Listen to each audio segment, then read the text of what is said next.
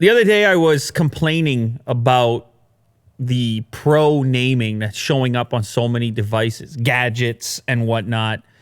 And I was complaining about it particularly as it pertains to the upcoming Galaxy Note series of devices, because there was this rumor floating around, as well as renders and so on, that there were going to be two versions of the upcoming Galaxy Note. There would be a regular standard edition and then a Pro version of the Galaxy Note. But it looks like we don't have to worry about that. We don't have to add, I mean, possibly. There's a new rumor that came out with video evidence. So it seems pretty believable at this point that Samsung may go a different direction, eliminate the Pro concept, and go with Galaxy Note 10 Plus instead for the larger size, more Pro version of the Note series. I mean, this kind of makes more sense in their lineup. They've got the Plus for the S series of devices. It implies that it's going to just be a larger one, whereas Pro seems to imply that there might be extended functionality. So in the case of Huawei and others, when they put the Pro designation on there, it typically means that there's some feature that exists sometimes in the camera department, sometimes in some other way. Other manufacturers, if they put the Pro designation, it could mean it's a faster, more capable device. If this second Note option is really just a bigger version with a bigger battery, bigger screen, then I think the Plus actually makes more sense and is more cohesive with the remainder of the product line. So the other interesting takeaway from this video that leaked out, I don't know if Will can find a clip. It's like a hands-on video. Somebody, it looks like, got their hands on an early version of the Note 10. You get a better look at via the startup screen, you get a better look at the hole punch camera, which actually in the real version looks a bit bigger than the original render. And I don't know, seeing it in this image right here, I'm slightly less excited, I'd say. Well, not less excited. It's just, I guess it's just less groundbreaking or interesting than may have originally been thought, because at first it was like, oh, it's this tiny little pinhole in the center of the display, so it's not distracting. It kind of looks to me like it's shaping up to be very similar to one of those teardrop notches, just without the teardrop portion, which then brings into question, why are you doing a hole punch anyway? I got the volume up here on the display. I got it here, Will. Don't you worry. I'll get it down for you. But anyway, he's got the official video here. You're looking at the images, the slideshow of the original leak. And so we're getting closer, obviously, to the announcement of this particular device. I don't know for certain that these are legit images, but based on those renders, based on those leaks, and also just the expectation in general of what this device may look like, I'm kind of leaning in this direction, the Note 10 Plus direction that showed up on the startup screen, as opposed to Note 10 Pro. Of course, to round out the remaining rumors and so forth, you are going to be looking at a triple camera array on this device as well. Of course, you're going to have the pen. It is a Note series device. There's rumors as well of the headphone jack going away, and also the earpiece switching to one of those glass style speakers that uses the resonance on the glass portion itself to give you your earpiece volume, your speaker volume, and so on. But anyway, no, not another Pro device to get you upset about what does Pro even mean. I don't know. Pro this, Pro that. Mac Pro, P30 Pro, Mate Pro, OnePlus 7 Pro, MacBook Pro. How come everybody gets to be a Pro, Will? I mean, then what does it mean to be a Pro if everyone's a Pro and every product has a Pro? Mm-hmm. And then no one's a Pro. You see how it works? Mm. You give everyone Pro, you give everything Pro, there's no more Pros. Yep. So that's how that one goes. Big news in the tech world, especially for a particular community here. Jony Ive, the legend at Apple, Sir Jony Ive, actually. That's how important he is. You put a Sir. You'd like to have that. Sir Willie Doo? Yeah, being knighted. Imagine that. You come into places, you head into the Starbucks for your iced tea. Sir Willie Doo. They write it right on the cup. You know, you put the order in and it says, Sir Willie Doo. you know? So now that I've said it, I feel like people in the comments, they may very well embrace it. And if they knight you, then I respect that. I would never do it, by the way, just to put it out there. I don't care. Hey, if they decide, if they knight you right now in the comments of this video, from henceforth, you shall be known as Sir Willie. You see how I threw the henceforth? See how it goes? That's because it's British now. There's knights, queens, kings, castles. Game of Thrones? Horses, dragons. Anyway, Jony Ive, big news in the tech community. He's leaving Apple. He's the guy. He designed it all. He was the right-hand man of Steve Jobs back in the day. Who knows? Did him and Tim get along? We're not really sure, but he's moving on. He was the chief designer. He put it all together. Original iPod. He's been memed up over the years because he shows up in those design videos with the white backdrop, you know? Yeah. A beautiful, carved, aluminium body. Carved from a single block of aluminium. Unibody construction. You know? Yeah. That was him. He's the guy that did it all, started all that chat. And in a weird way, maybe this is just because I'm on the video making side here on YouTube, but they created that platform for, hey, we launched a product. We're going to talk about it, tell you about it. You're going to meet our designers. We're going to show you the beveled edge of the materials. We're going to go inside. I mean, in various cases during keynotes, they've showed the construction of some of these devices, how it's carved out with water jets and so on. They just changed the game on not just product design, but product videos. It really is hypnotic. It's very much so. The way that he speaks and the way that it's cut in the video. His expressions, look, the way he talks about the thing. And what I decided was I needed more aluminium. That's all it was. Aluminium. Add one more block. He's we need another unibody. Yeah. If Steve was here, Tim, what do you know? Anyway, look, I think the guy contributed a lot. I don't know to what extent. There's some dispute on that. I saw Vice put out an article today. They're like, good riddance, Jony Ive. You totally ruined the tech community by making things non-repairable anymore and embedded and can't put a new battery in, hard to repair and impossible to upgrade. That's your legacy, bud. Coming from Vice. I don't know, man. The guy's leaving. He obviously was a contributor to devices and technologies that have sort of reshaped our perspectives, our lifestyles. I mean, I can speak to it. Some of my earliest equipment got me started in content creation, came from Apple, came from his brain in some way or another. So I'm not going to go after him like that. Nothing is perfect. No one is perfect. There's always some sort of a drawback to this stuff. But I think the guy had an imagination. And I think overall, there's definitely been a contribution. I think most people would agree to that. Now, the next question that comes in is like, why are you leaving? You're obviously getting paid a boatload of money. I know it's not disclosed, but he was getting a boatload, Will. They don't disclose it. They just say a boatload. How much do you think? Official article. I'm pretty sure it's a boatload. Okay. Works for me. Will, you get to a certain number and it's no longer a number. It's a boatload. It's like an emoji and it's just a boat that's loaded. Well, put it in context for like you see that? Poor person like me. Put it in context. Okay, so they say his net worth is $130 million. I bet you it's way more than that because they stopped disclosing and he doesn't have to let the world know what his net worth is. They were giving him stock valued at somewhere in the neighborhood of $30 million a year starting in 2011. So, I mean, the dude it's LeBron James type territory. He's the LeBron James of design. From that sense, you can see he's very happy about it.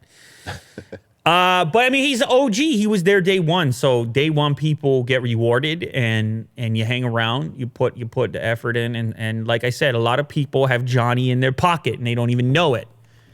Now, as far as I'm gonna just go ahead and speculate why he's leaving. That's a heck of a hairdo on that man. I'm going to speculate why he's leaving. Of course, he's going to go out and start his own design firm. He probably has other things he wants to work on. Been at Apple for a very, very long time. He's starting a new company called Love From. He's going to remain in California. Apple will remain one of his clients. So he could still, of course, go ahead and create products for them, designs for them as a contractor. Some people were making jokes that now Apple can save on save on their payroll because he's working as a contract. That's insignificant. That's not. I doubt that's what it is at all. I think he probably wants to work on some personal projects. I believe that. I know he has in the past. I remember around the time of Product Red, he was doing some auctions of some specific product. I think he did something with Leica, the camera company, as well. He's also been fascinated by cars for a while. He's often spotted at car shows and is a fan of certain car companies, including English brands of car companies, from what I've read. He may design all kinds of different products now that he has the freedom to do so with his personalized brand, Love From. But of course, there's also some other, you can read into it a little. You never really knew or know the relationship between him and Tim, and if it was ever kind of like it was with him and Steve. We talked about this prior to shooting today, how there were so many opportunities for disruption once upon a time. The original iPhone, original iPod being good examples of completely transformative devices that disrupted entire industries. They worked on that stuff together. And it just seems like in the past little while, it's probably not Tim's fault. It's probably just the nature of tech and innovation and so forth, that you just don't have that many moments like that piling up, and there haven't been as many of them. So it might not be as exciting around there as it once was.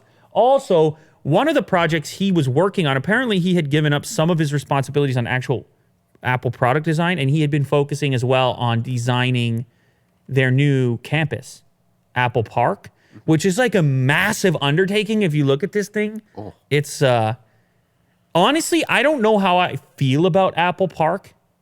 You look at it, and is it welcoming or is it intimidating? It looks impenetrable. Oh, yeah, for sure. Like, it doesn't look open to anyone coming in. Do you know what I'm saying? I wonder what I like the fact that it's infinity. They used to have the street in there as infinity loop. It's symbolic. It's round. Those are all cool things, but it also looks impenetrable. It also kind of looks like a villain's lair in a Marvel movie. Like, it kind of has that vibe to it too, but it's cool enough. They have all that green space in the center of it. I saw somebody's video on Twitter of like visiting the inside of it, and it's like a train coming through. It's very futuristic. There's a huge waterfall in the center. Anyhow, he designed this, and the execution of this thing was like years. It took years to actually be there, and then it was finished recently. So maybe he had wanted to go work on other things for a long time, but actually had to finish the construction of this. That could be another reason. Anyhow, what were his significant designs? CNET actually put out an article saying, now that he's leaving, these are his 15 most iconic products and designs. I don't know if I agree with them, but these are all definitely significant. Coming in at number 15, they have the iMac G3. That was the colorful one that looked like a blueberry. I didn't have that. There was a iBook G3 to go with it that had a similar kind of color scheme to the G3 desktop version, the clamshell iBook G4. And G4 Cube computer, I kind of like that one. That was the one you could see on like a creative executive's desk. They had the Power Mac G4 Cube. How about the names as well? Power Mac G4 Cube. What do you have? I got the Cube. Whoa.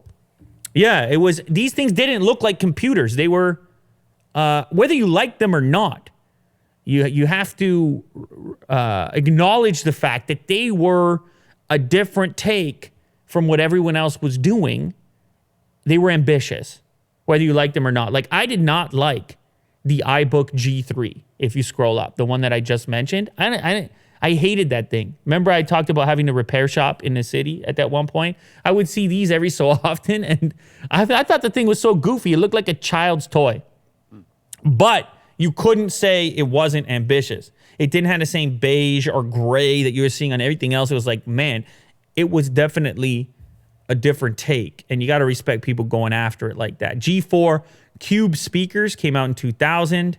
The Apple iSub, that translucent in conjunction with Harman Kardon, that was cool for computer speakers in 2000. If you had that, you were balling out of control. The iBook G4, I saw a ton of these come through the shop. I would say that's probably like the first product that really signaled towards the eventual place that the MacBook was going to go, as far as just simple lines and low profile keyboard. Those things carried on beyond the iBook G4. PowerBook G4 is actually what I had. I had a 12-inch PowerBook G4 was the thing I was the most excited for in a while when I got it. I was like, oh my God, I can't believe I got this thing. When I got that, I remember they were packing peanuts in the box. Oh. And I pulled that out, and they had the commercial actually. The commercial at the time was an airplane, and on the airplane was Yao Ming, the basketball player. And maybe you can find it. It's a long time ago. And it had the guy from the small guy from Austin Powers. What's his name? Vern Troyer. Vern Troyer. And they're sitting in business class. And one guy's got the 17-inch PowerBook, and one guy's got the 12-inch PowerBook. And so it showcased the range in scale, what you could get. And I can't remember if Yao Ming has the small one, I think, and maybe Vern has the big one.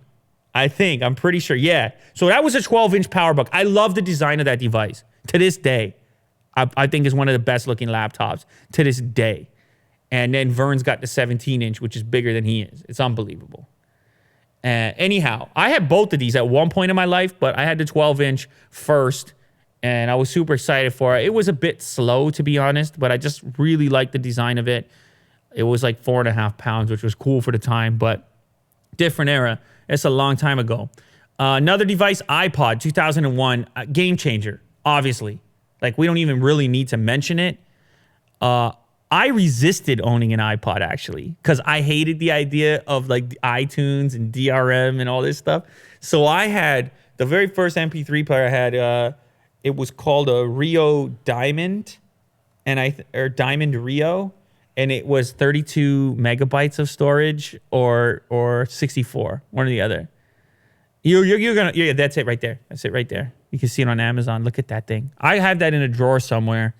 I could fit a dozen tracks on there, a dozen songs. And funny enough, I was ripping them and compressing them myself. I mean, I was into it, guys. I was really into it at a moment. And then from there, I had a Nomad jukebox, which is a similar concept. But eventually you couldn't resist because of the UI, because these things were so hard to navigate. It was a lot of buttons and the menu structure. That one looked like a Discman. That's the one that I had, the blue version. You got to go to the first image there. Like, they didn't even know what to do. They're like, I don't know, is it a Discman? I don't know, let's make it a Discman. I think some of these had like 4 gigs of storage at one point.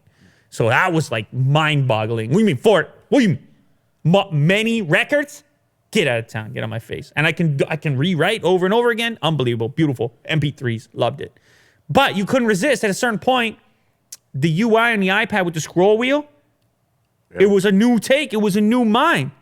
It's like, oh, man. And for me, this device was the first indication towards the iPhone. And I'll tell you why. Not because it was in your pocket, but because it started to think about UI in a different way. Like, it started to think about touch being a more significant component in how you interface and interact with both pocketable, but all devices, all gadgets, all tech. And even though all this really did was allow you to scroll, and it was still offset from the screen itself, you weren't touching the screen itself, it gave you that first insight into like, okay, this could work. We could do this. So the iPod, I mean, a critical device in the landscape of device history, smartphone history, tech history, I would say. The iMac G4 in 2001 changed it even more. You had this base station with the arm and the display that came up off it. It could pivot. It could swivel. It was so weird at the time. A lot of these devices, for the record, did not sell big numbers. It's important to note. As ambitious as they were, they must have been exciting to design because they were so different. But you didn't see a lot of these things in the wild. Not by any means. But I mean, that thing, it just looks friendly, doesn't it, Will? It does, yeah. It looks like a little assistant, a little robotic assistant. Like you could imagine it moving its head around on its own. Yeah. You go to the library or something, you try to look up a book. That's that right. Would be there. Yeah, it's pretty friendly. It feels like it could have a personality in a Pixar movie. Yeah. The Pixar lamp, exactly. It's very, yeah, that's a perfect comparison there. I don't know why I had the same Pixar feeling when I looked at it. It has personality. That's a hard thing to do when it comes to industrial design. You take a device, you take the raw materials here, metal, plastic. It can go so many different ways. If you look at a PC from the same era, like type PC 2001, Windows PC 2001, you know, and then you're gonna get a glimpse into how things were feeling. I mean, it looks chubby. It looks so. No, hey man, that to me, I know this. You're gonna think this is really weird. There's something like a warm blanket about that image right there, because I saw this image we're looking at. It has 2 disk drives in it because obviously the person was burning disks, and I look at the top one, how the yellowness of it. How it's discolored more so than the newer drive down on the bottom. And they probably carried it from a previous unit. Yeah, they upgraded. They upgraded. Or they brought one of their disk drives from their old tower. And it's like, for me, I have warm memories of doing projects like that. And so this is the other end of the spectrum. If you were a tinkerer on the consumer side, Apple wasn't having it. They weren't happy with you. Like you take one look at that iMac G4, and it's like they're trying to have you forget the fact that you're looking at plastic and glass, and they're trying, through giving the thing personality, or as a consequence of giving it personality, you sacrifice certain aspects of usability and certain aspects of input from the customer. Whereas the one you just showed me, the tower, is like, I don't know, do whatever you want with me. Yeah, of course, man. It's real life. It's like, it doesn't have, its personality is what you bring to it, what you brought to it. Like how I was looking at the yellow disk drive and seeing the both of them and looking at the mangled cables, and you bring your own monitor, whatever one you get, and everybody's keyboards were different. So that was kind of cool. That's cool in its own way, but anyway. From there, he goes on, iMac G5, the first LCD all-in-one flat unit. I had one of these, the iPod mini when they put colors in it, and one of the most popular iPods with the aluminum body. I replaced a tremendous number of batteries in these because they just worked for people. They didn't want to change them. They just needed a new battery. And of course, the iPhone in 2007, I've said it before, I think is probably the most influential tech product possibly all time. It's definitely in the running. iPad 2010. He started to work on software after that. So iOS 7, he revamped the software, tried to make it match the hardware a little bit more, get away from the skeuomorphic design that existed before that. Some people hated it, man, at the time. I don't know if you remember. Yeah. There was a lot of backlash around iOS 7. They're like, there's neon and stuff. Yeah. And it was supposed to be flattened out. Needs more notebook. Yeah, a lot of people they resisted it, but anyway, apparently he worked on that. Apple Watch, and then eventually Apple Park, and now he's gone. So not a lot remaining from the Steve Jobs era. Of course, Cook was there. You have Phil Schiller. You have a few executives left, but it is definitely a new Apple now. I think it's reflected in their products. I think their products actually have a little bit less personality than they used to. I think they're a little less approachable than they used to be. By this, I don't mean that they're like worse products. I just mean they're different. Apple themselves became a lot more popular. They became market leaders in multiple categories, and I just feel like their products reflect that now. Whereas before, they almost embraced the fact that they were the anti-leader. They were the anti-PC. They were the anti-Windows or the anti-gadget. They were the friendlier one. Now, it's a lot of companies trying to be like them. I mean, we can't deny that fact. And so it just changes the situation, changes what you're trying to do. And Jony Ive is going to move on. He's going to do other things. So I wish him luck. And the funny thing about this is that Apple's stock is down. Wall Street isn't happy with the news. It's starting to jump back up a little bit more today, but it lost like a percentage point yesterday, which is billions of dollars when you're a company the size of Apple. I'm sure it'll rebound. He's still going to do work for them here and there, and but it's just funny. It's funny how no matter how big these companies get, Will, they're still companies made of people. Mm-hmm. You know what I'm saying? And ultimately, it's the people power, the people force that pushes them. That's the fuel for the engine. That allows the thing to be mobile, that allows the thing to continue to progress. And it's possible if you lose enough key people that are the inspiration or direction of a particular company, it can impact the company. You know, like if we lost you, Willie, dude. Yeah. I don't know. I mean, this thing, it's off, like take it off the air at that point, as far as I'm concerned. So, but it is, I will say, I feel like in this case, Wall Street does what it does. It overreacts a little bit. I think Jony, in particular, has kind of been distancing himself over time. I don't think this is a drastic kind of like chop. But yeah, companies are people. No matter how big they are, no matter how you perceive them, no matter how big the logo is in your brain, it's people that work there. Guys like him that make this stuff possible. It's pretty amazing. That was like probably the most lovey-dovey piece I maybe ever did on Apple right there. Like that was very lovey. That was very lovey-dovey. Funny enough, I don't use a single Apple product right now. Not a single Apple product in my, maybe AirPods. I mean, I haven't used them in a very long time though. I haven't even used headphones in a while. I've been, and when I do, I'm using those Sony ones. So that's kind of funny. I got all these nice things to say, but at this moment right now, not a single one of their products is the most compelling for me in a particular category. So I should just put that out there just to curb the enthusiasm a little bit. Knock it down a couple. I just had to, just curve it a little bit. I just got to be realistic. Like it's the truth of the matter. It's the truth of the matter.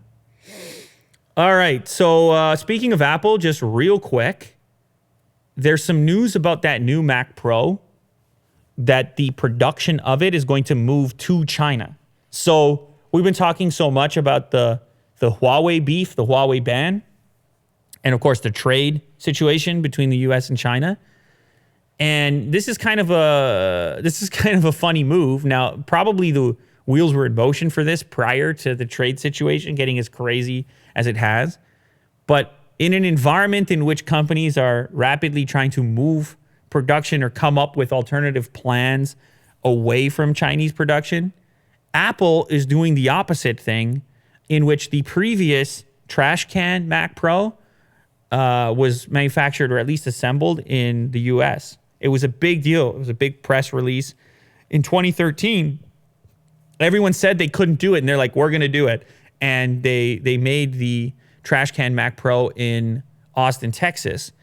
I thought it was kind of a cool endeavor. The idea of it, people wondered if it would be possible. Apple has said in the past that they're capable of doing more in the US if they want to.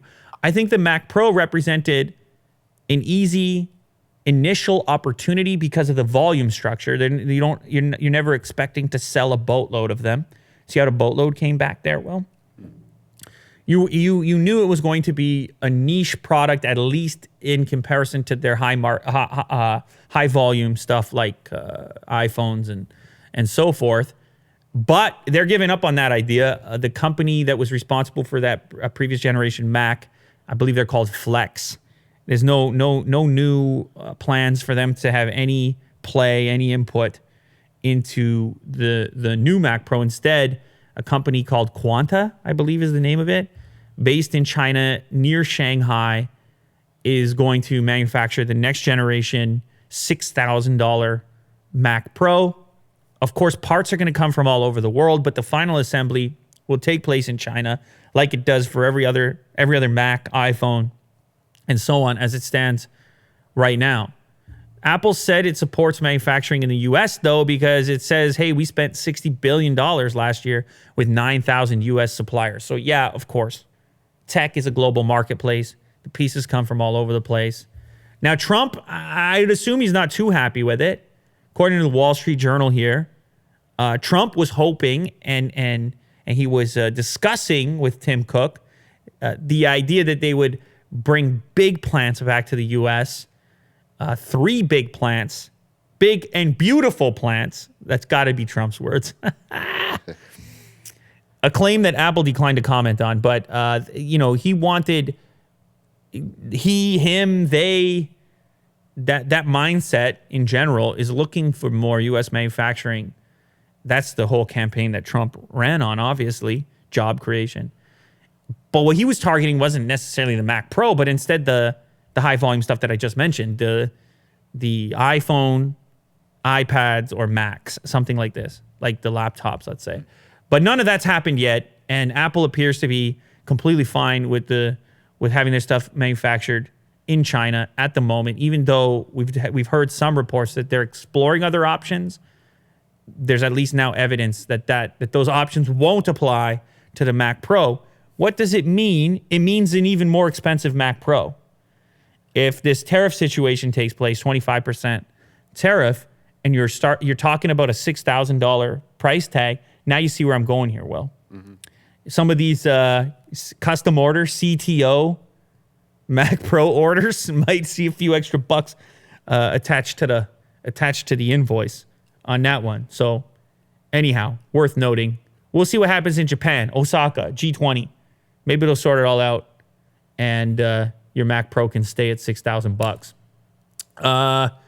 Speaking of trade stuff, trade bananas, Huawei is saying, hey, Google, you're going to lose 800 million users if we ditch Android. How about that? How about that, Google? Think about that. Now, we talked about how Google was in there lobbying. They were in there talking to government saying, hey, we don't like this setup. We want to keep doing business with Huawei. This isn't what we're looking for. We want to keep supplying. And they were trying to make the argument that the world is actually less secure if Android is not on these devices, but instead some kneecapped version. I don't know. I don't think they're going to call it that. I don't think they're going to call it kneecapped Android. They got their own name. What do they call it? Hong Shang? Is that the word that they're calling there? Of course, I forgot it already. Hong Meng. There we go. I apologize. Apparently, it's going to be fast. That's what they're stating. I saw some leaked images of what the skin looks like. I'm not too interested, to be honest. It kind of has a weird, it almost looks like old Android, to be honest. I don't know if you've got any good screenshots there. I'm not sure. I can't remember where I saw it, but it's got a retro vibe to it, at least the screenshots that leaked out that I saw. But anyway, this report comes via the CEO of Huawei. Huawei will always be on the same line of interest, and if we don't load Google's system, Google will lose 700 to 800 million users in the future. That's from Ren Zhengfei. That's, of course, the CEO, the lead dude, as he likes to call himself. I just made that part up. The head guy over at Huawei. And, of course, he's right. I mean, if everybody is using this forked version of Android, it's not that Google will no longer be in any way involved in that Android. It will be the open source version of Android, which is forked, but their Play services won't be available. The security won't be available. The potential for those 700 to 800 million users in that installed base won't be interacting with Google in any kind of economic fashion. Without Play services, they can't access the App Store. There's all these various, of course, we've talked about how Google has this diversified revenue structure. They make money in all these different places, but without the real version of Android being on these devices. Now, does that mean that there's 700 to 800 million Huawei devices out in the world? That sounds like a lot. But he says in the future. So maybe he's saying, hey, if we keep moving devices at the rate that we're moving devices, here's the potential scale of missed opportunity that Google's going to experience. So I don't expect Google to stop looking at whatever avenue possible where they can speak to officials, change these rules. I think Google is a big loser in this situation. I think there's nothing they want more than for this to be sorted out. Because as it stands, they were just, I mean, it was rocket fuel. Google to the moon, man. Android everywhere. From budget devices to premium devices, any brand. Just like how we said on the previous episode, Bill Gates stated that the biggest mistake and missed opportunity was not making Android himself via Microsoft. And it makes sense because Android and Google, they basically did what Windows did in the desktop universe for mobile. You get the OS and we'll get our hooks in and we're going to be there in a million different ways to generate revenue eventually. Now, they did it a bit differently in the sense that you don't even buy the license, but the rollout fairly similar. So anyhow, the conversation continues.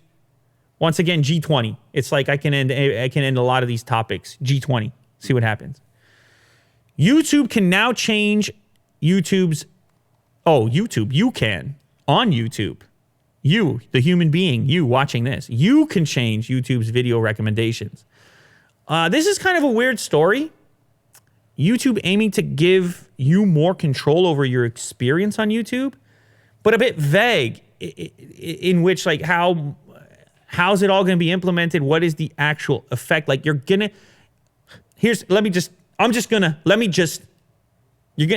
get this new feature, okay? Which allows for you to not just say, hey, I'm not interested in this video, which is currently what you can do if you're getting something suggested to you that you don't like. There's going to be this next phase now where you can say, never suggest this channel to me ever again, that's a lot more extreme. And if I can help you out right now, if you have this feature available to you, go to the Lou Later channel, never see this content ever again. You'll be all set, right, Will? Mm-hmm. You'll be healthier from that standpoint. Better for it. Yeah, you'll be on a healthy diet afterwards. Your life's gonna improve. You're gonna lose 5 pounds. I'm just kidding, don't you dare. But anyhow, yeah, so there it is. You just brought it up. You can now go, rather than just not interested, you can go don't recommend channel. Now, this is some next version of YouTube. You probably don't see this yet. But they want people to be able to avoid the dark rabbit holes of YouTube. Or at least a little bit better than they currently are. Where you may find yourself currently clicking on things that you don't even want to click on. Where you're like, man, how did I end up here in this rabbit hole? And maybe it's a certain type of video that gets you involved in that. Maybe it's a certain type of channel that keeps popping up that you're almost reluctantly watching. I think we've all had this experience before. And this is a way of kind of changing the landscape. This is kind of a way of taking an item off the menu that's problematic for you. You know what I mean? It's like, you know how restaurants, they started to put healthier options on their menus? Like, even fast food. It's like you can get a salad or something like this. Well, see, the difference there is you go in and your expectation is fast food. So it's like, it's a tough sale. It's like, healthier option. That's not what I'm here for. But this is in the flip side, where like the home feed has a reputation for surfacing material that might be a bit unsavory, that might not be in line with what you want to watch, even though people have clicked on it, even though it might be popular. It might not be for reasons that you're satisfied with. It might not have nutritional value. Nutritional. You see the fast food. Lettuce. Salad. Can we apply a similar concept to content? Food for thought. Kirk, did you smirk on that one? Brain food. Come on, man. Brain stew? Green Day. One of the first songs I ever learned on guitar. I like it. I think it's a good move. I think people do need more control. I think we've all become kind of reliant on the home feed since subscriptions have been continuing to get killed. People, they just hit the home feed. It's like, I don't know, blah, da, da, da, da. Dark rabbit hole, dead. It's a lot, man. I don't like it. I don't want it. And so any control, all the more control we can get the user back involved, driving the vehicle that is their experience. Left turn, right turn, signal lights. Okay. All right. You're there. You're alive. You're in it. Don't recommend channel to me. Sesame Street. You're really musical. I'm feeling musical. Feeling musical. Anyway, I think it's a good move. I think they're going to continue down this path. They're trying to just get away from some of the identity crisis that's going on right now. YouTube is everything. It's amazing things. It's dark things, Will. And I want to put it back on the user, as I've said in the past on here. You put the headlights on. Control your experience as much as possible. I don't even really use the home feed for that reason. Algorithms will chip away at your psyche. They will break you. They will destroy you. They are the ultimate, they're the final boss in the game. And they know you better than you know you. And they're cranking on your nuts and bolts. They're cranking you. So like a tire iron. And so you need to bring your A game. Yeah. A game, game face, poker face. You're ready to play. You know what I'm saying? And so the key there is anything that can make that a bit easier, even if it's a feature on the thing, for you to stay in the lane that you want to be in, that you know is satisfactory, that you know might be productive or whatnot, I think is good. What might this mean, though, Will? Some channels that rely on exclusively, those heavy-duty headlines, that rely on that kind of like low-level, knee-jerk, reactionary, human, those pulls, those strings, the clickbait viral. The clickbait, the term clickbait kind of bugs me a little bit because you got to market your stuff. Like a headline is not inherently clickbait. If it makes you want to watch it, I don't think it's clickbait. I mean, you could call it that, but I feel like it's been messed around lately. Because when I think of clickbait, I'm like, if it doesn't deliver at all on what the headline implied, then I'm upset about it. But what I'm thinking in this case is it's more a type of clickbait of almost like a reluctant viewership, of almost like you catch yourself clicking and you're like, click. Yeah. Like, click. Instant guilt. A guilty click. And should our day and our home feed just be full of guilty clicks of like, no, it probably shouldn't. And it's part of the reason you feel negative after the fact. The experience wasn't all that rewarding because the content that surfaced was so superficial and so temporary and so surface level that like you're wondering how you spent all that time and yet there's no residual value. And so if features like this can put control back in users' hands and they can understand their experiences, manipulate those experiences and potentially leave with some residual, I think it's productive and positive for everyone involved. I think it will encourage creators to change what they're doing, encourage viewers to change what they're doing, and just it has the potential to shift the whole ecosystem. This is just one tiny little feature.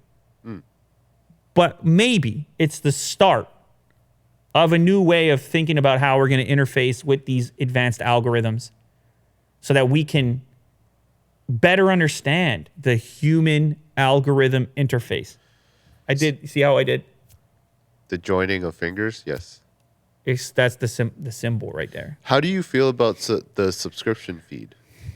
Because it's safe, right? Yeah, well, because it's completely the subscription feed is completely human driven. Yeah. So it's healthy in that sense. The problem is it's too restrictive. No, the problem is ever since the second click came into play, especially on mobile, it's not realistic for a content creator to target the subscription feed, because if the use isn't coming in that fashion, if the users aren't coming via the subscription feed, then you actually, even for your own subscribers, you need to play for the home feed. You need to make moves to hit even your own subscribers on the home feed. Right. And so it creates this selection process in which when you're considering content, the content you're going to make, what you're going to talk about, how you're going to talk about it, what your headline's going to be, what your thumbnail's going to be, and so forth, you could have millions of subscribers. On Unbox Therapy, well, we got 15 million subscribers. That's a big number. You get videos a million views. People aren't using the subscription feed. You also get videos 5 million views. What's the difference? Whether or not they surface on the home feed. Yeah. So we still got to play home feed games with people. This don't recommend situation, though, gives people one more element of control over their home feed to make it more like a subscription feed. And it'll be very interesting to see how it maps out. Good on YouTube. We need more of this type of thing, in my opinion. And I think it would probably increase my YouTube usage if I could just don't recommend channel more often. I think I would probably, I'd get in there. I'd dig around. I'd get into the nitty gritty. Now, it's still an extra step for the average person. We'll see how many people use it. Because even right now, I know a lot of people don't even use not interested. As vague as that is. Yeah. People just deal with it, man. Passively. Just like TV. Next, next, next. You ever seen a zombie person just... We're all guilty. Just waiting in line. You know? Yeah. For those of you that aren't watching, I'm just scrolling a phone. It's terrible. You got to get the... You know? Yeah. Get your screwdrivers out. Right, Will? Yep. Get it out. Get it out. Pirated content. It's a big deal. It's bringing in billions of views. U.S. economy is losing billions of dollars. I don't know if they're losing billions of dollars because did everyone who stole content, were they all prepared to pay for it? Probably not. But anyhow, that's the way they like to phrase it. They have lost more money than ever. Pirated content 200 billion times a year.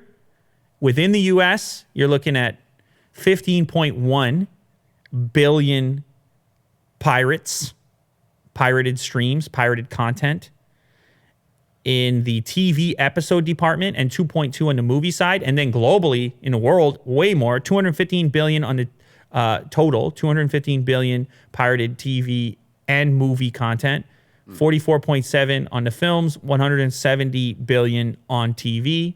It's a total of 230 billion views in total, not paid for, but pirated instead. And the industry is unhappy about it. Well, that's what they would be. They want to try to put an end to it. They claim that this is money that belongs to them. They go to the Chamber of Commerce and they try to do things. They try to figure out ways to deal with the torrenting and so forth. You may have heard recently with the Game of Thrones being some of the most pirated stuff ever in the history of mankind. They've tried a bunch of things and there seems to be nothing that can be done about it. Kind of like the music industry. The way that it was supposed to go down is like what happened in the music industry, where, you just give people streaming services and then it'll be so convenient that they'll pay for it. Yeah. And of course we saw that happen. Spotify, Apple Music, YouTube Music. It actually worked pretty well. People were like, all right, fine. The difference is the movie biz, they want a lot more from you per stream, per subscription. There's a subscription fatigue that we talked about previously. Netflix. I mean, how many subscriptions are you supposed to have? HBO, Apple's new TV Plus. It's a lot of subscriptions for all the content you want to see, and there's no like singular place where you can get everything.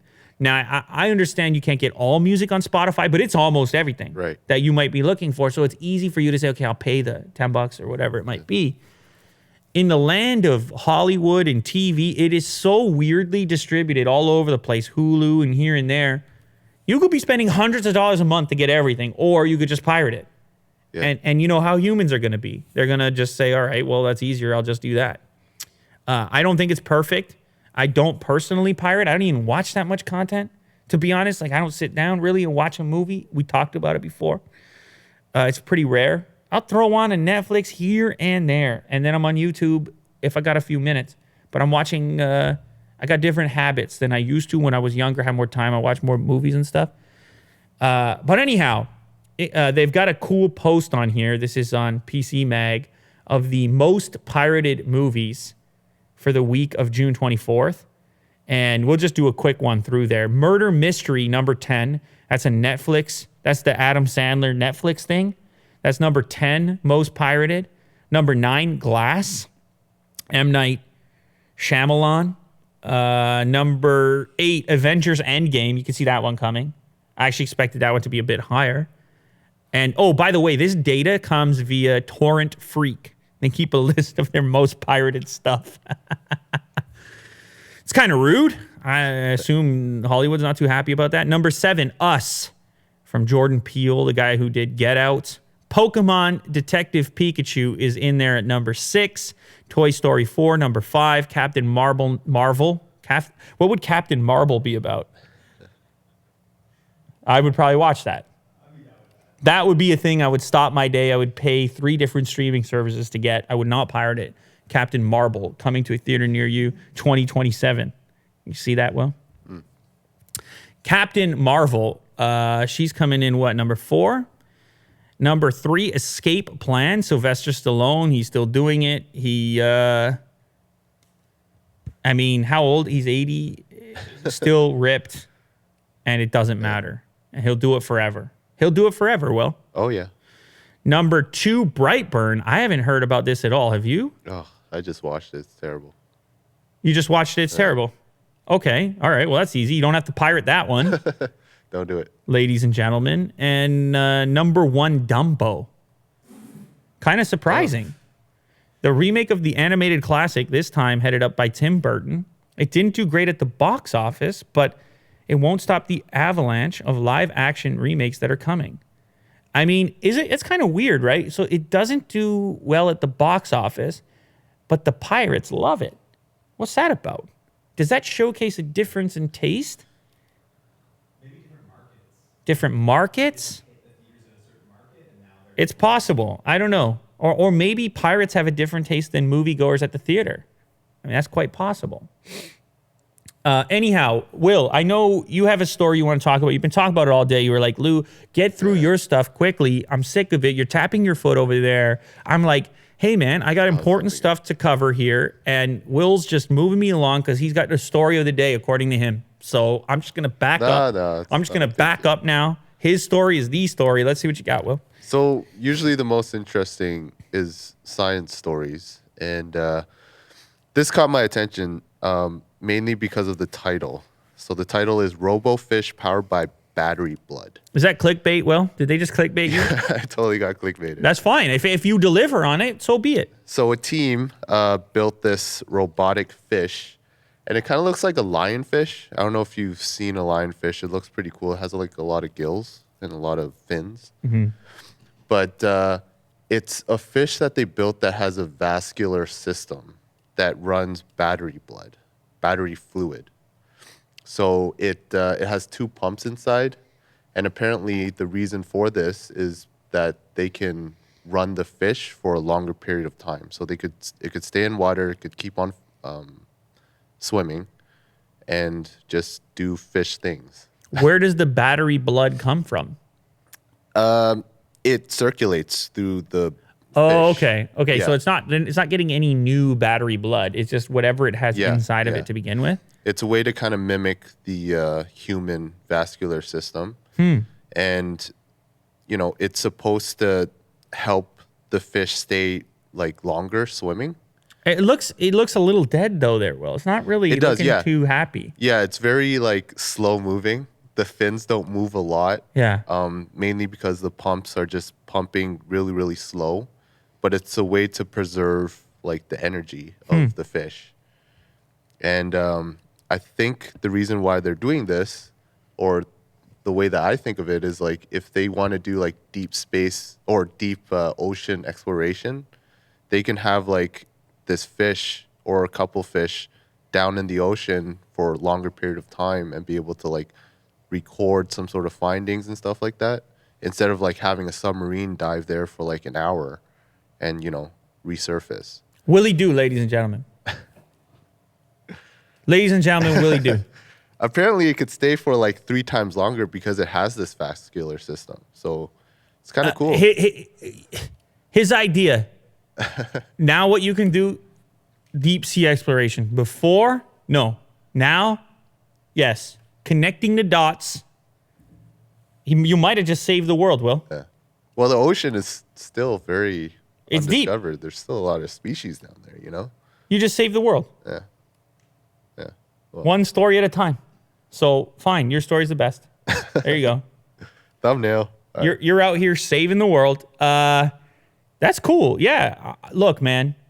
Energy sources, that's what it's about. That's the future. Like, everyone's trying to tackle it in different ways. Battery tech. What can we do? How long before a recharge? Is there a way around it? What is the alternative energy source? Is it going to be solar?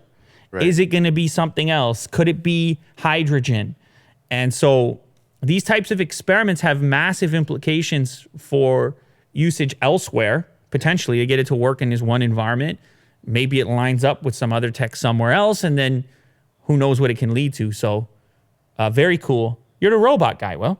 Robot or AI, you're in. Robot, AI, deep fake, Sir Willie Do. Yeah, I'm in it. All right, we got a new segment on the show, by the way. I almost forgot. This segment is about the top of trending. We are going to, from now on, break down the top trending video for you in order to provide some context, potentially. I don't know. All right? We're just going to try to break it down for you. Sometimes it's going to be good. Sometimes it's going to be bad.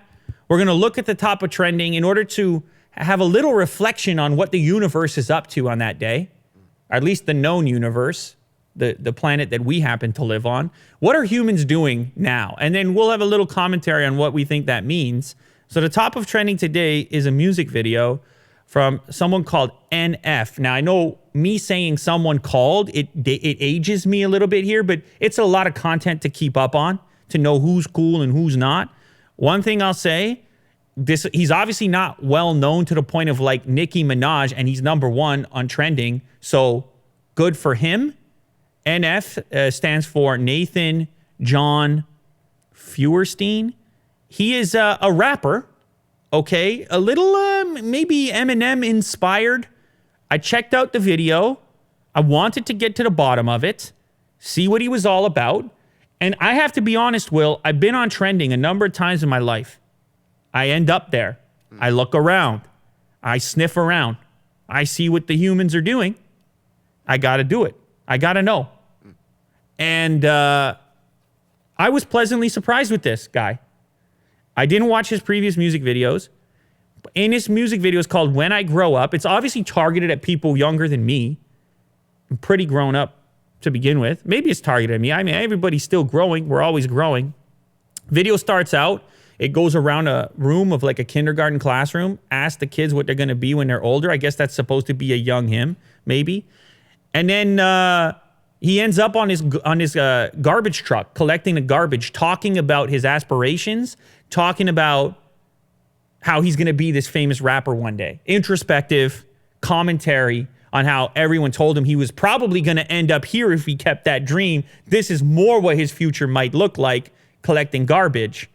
And he goes from this particular scene to then working in a fast food place, taking some negative comments. He's a janitor. He's going through the dirty jobs, the heavy jobs, the hard jobs, while rapping about making it big and what he's going to do when and if that happens and what that whole experience might be like. And so there's a progression through this video to eventually getting to a live performance in front of an audience. Honestly, I think it's a pretty cool and honest message. Honestly, an honest message. I mean, it's about, there's a little history in there. He's having some success right now. He's the top of trending. He's got 500,000 thumbs up. There's a lot of music that's out there that doesn't really tell you very much. At least in this case, you're looking at and hearing about somebody's come up. I feel like the criticism or what people are going to say is that this is like an Eminem 2.0. You know what I say to that is, who cares? Like, everybody's inspired by something. I mean, you don't want to be a direct rip. I feel like his delivery is a little bit different. But maybe this generation has its own version of this. Maybe there is some next. I like how he's a bit self-deprecating too, in the sense that he's like performing in front of the two kids in the one thing. And then I also like, after he does the performance in front of the big crowd, he goes to the bathroom afterwards and he's not happy. It's not satisfactory, because the drive of getting to the place is greater than actually getting to the place. So I actually read into this a little bit. And I kind of like the message. I think the music works a little bit. This is a rare occasion in which I think you should go check out the top of trending. It's not going to be to everybody's taste from a musical standpoint. But if you're going to be there with the music video, have something to say, talk about your experience. Let us know what's going on. Give us a message. Put something in there. You got people's ears, you might as well say something. Don't just show them the visuals. Don't just bring them the flashy goods, Will. Give them something. And so I felt like he actually did, and I didn't know this guy before this particular song. So shout out to him on that one. I can't speak for the next episode when we shoot in here, but we're going to keep looking at the top of trending, and we're going to keep breaking it down. And it might not go this well in the future. I might not take it this easy, because I've seen some stuff up there that grinds my gears. You know that, Will. You saw it before. So you just stay prepared for that potential coming up on our trending breakdown, which is the news segment here on the show. But this one, not bad. All right, Will, you got a question for us today from the audience. You want to send in your question, it's will@loulater.com. Confront Tim Cook. Yeah, speaking about Apple, Jony Ive. So here's a question from Music. Lou, if you had a chance to sit down with Tim Cook and ask him something like why Apple is always so behind on features on iPhones, example is USB Type-C, what kind of answer do you think you'd get besides something about money? Oh, I don't think money would be brought up. If you've ever seen Tim talk publicly, it's all very measured. It's kind of like a politician, sort of. At least most politicians prior to Trump. It's like there's a balance to it of like saying words without actually saying very much. Tim doesn't talk like this. You put Tim in a chair, I mean, how long could it even go for? Could he chill? Could he chill for an hour? I don't know. I tend to think that those types of exchanges are very calculated. The places that those interviews happen, who the interviewer is, there's probably pre-questions that are approved to have happen. You can't even probably ask about something this specific. But if you said, hey, Tim, why so long on USB Type-C? He would offer up a response that would appear to be beneficial to the end user. He would say something like, well, what we heard from our customers is that they had many accessories using the Lightning port, and they didn't like the idea of constantly changing to new platforms. So we prefer to wait until it's necessary. We prefer to wait until our customers are actually in need of this type of, you know what I'm saying? Yep. It would be a lot of our customers and this and that. So it wouldn't be a candid conversation, which is one of the reasons I don't actually necessarily look forward to those types of conversations. When I've had conversations in the past with executives and stuff, I'm always bothered by the fact that it's hard to have a real conversation. And I understand why, for the record. Jony Ive leaves Apple, and what happens to the stock, billions of dollars, blah, blah. You can't just, it's hard to talk candidly when you're doing the math and the consequences and the boardroom and all the other stuff. All the mechanical components are constantly at play. It's hard to just be. It's hard to just flow. So I don't hold it against anybody. I understand that's part of the job. It's part of the gig. But nonetheless, I would take the opportunity if it did come up, and maybe with some skills, maybe with some sweet charm, which I'm known for. You can attest. Some of the sweet charm skills. Yeah, it's not gonna fly. It's not gonna fly, but maybe you could have a candid conversation. If you could, it would be interesting to get the real answers to these types of questions. I do believe the reason that Apple is a bit slower on this stuff specifically is partly a consequence of public perception. It's partly a consequence of brand recognition, the expectation, the way they're perceived by users, brand value. I think Apple, they can afford to wait where other companies can't, where other companies have to be first. Historically, Apple has been okay to wait on certain technologies and still, through those other elements, marketing and so forth, comfort within their customer base, the ecosystem through things like iMessage, they can afford to wait and still hold on to their customers, though I do feel that that's changing. And I do feel in the future they're going to have to be a bit more rapid in the adoption of these new technologies. Things like Type-C, things like 5G. There's Timmy Cook. This is the closest we'll ever get to I was just going to say, what if like you had an interview with him and he just had this face on? Yeah, I know. And man, it would be a tough nut to crack. I promise you. But Tim, hey, it's an open invite. You want to come on and maybe we have a beer. I don't know. Maybe there's to set up a little portable barbecue. Maybe there's a way to ease it up. Yeah. Because it would be curious. People like humans, Will. People like humans. Yeah. And I think people respect a candid delivery and honesty and things like this. And you're seeing that showcased all over the media landscape recently. People want to hear it like it is. Even if it's a lie, they would prefer it to be packaged like it is. And to a certain extent, the typical measured type of approach, people don't have a lot of patience for it anymore. They don't feel like they're getting a real story. So if Tim or any other executive wants to come on here and have that type of a chat, you know I'm down for it. Anyway, I should just say I understand the complexity of that, okay? I'm not just saying it's easy to do that, for the record. We did it all. Again, we did it. We did what we needed to do for the day. The day it presents you with opportunity, no matter who you are, no matter where you are, it presents you with opportunity. For us, that means selecting the subject matter that we think matters to the people, that we think people should know about, and most importantly, places where I feel like I could have some degree of insight, maybe some analysis into the happenings of the world, because it's complicated. It's a lot of things going on.